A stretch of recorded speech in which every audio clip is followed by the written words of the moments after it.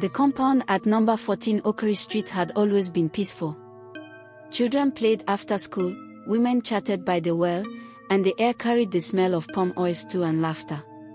Everyone knew everyone. It was the kind of place where neighbors lived like family. Until she moved in. One dusty Saturday morning, a small lorry stopped by the gate. The tenants gathered, curious. Out stepped a woman dressed in a long white gown, her skin pale, her eyes dark and deep, almost like they had seen too much of this world and the next. She introduced herself softly. "Good morning, my name is Madam Ebra." Mama Obina, a warm and trusting widow in her 40s, was the first to rush forward. She helped carry Ebra's bags inside, smiling as always. Her two children, Obina and Ijeoma, stood by the window, watching silently. "Mommy, I don't like that woman," Obina whispered.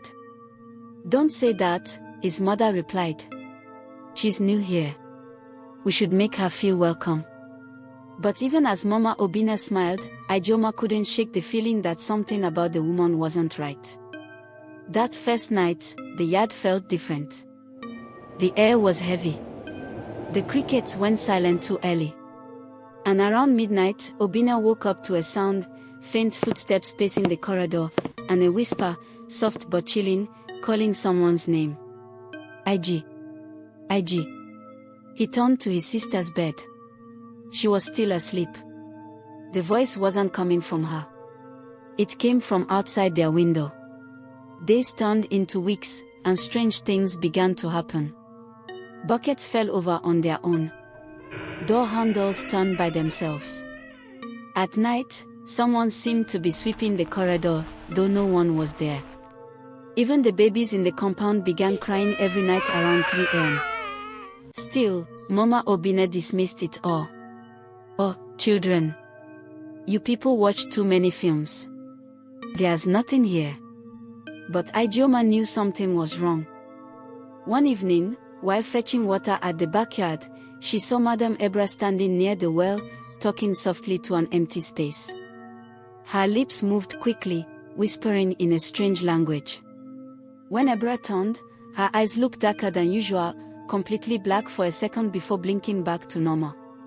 Ijeoma dropped her bucket and ran. That night, she told her mother what she saw, but Mama Obina only laughed it off. My daughter, stop accusing people. That woman is kind very. She even helped me with laundry yesterday." But Ijeoma couldn't sleep.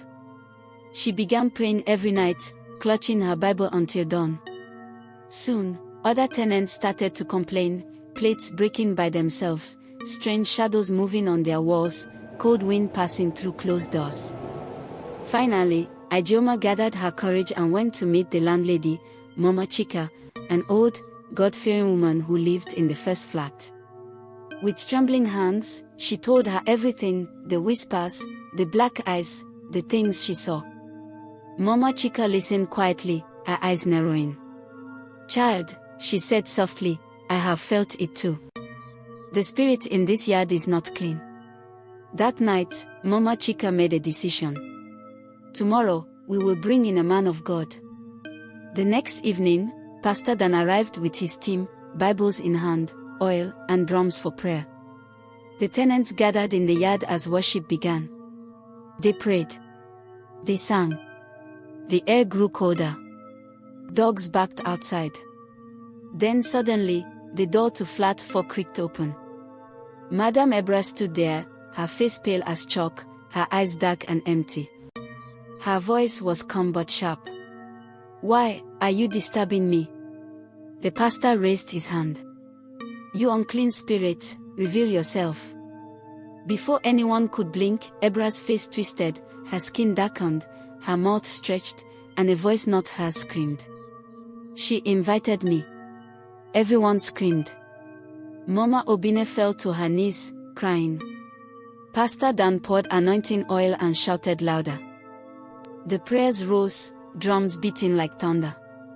The woman shrieked, a sound that shook the walls, and in an instant, she vanished into thin air. When they opened her room later, there was nothing inside. No clothes. No furniture. Only ashes on the floor, and a framed photo turned upside down, a family picture that looked decades old. Her name wasn't even on the rent form. No one could trace where she came from.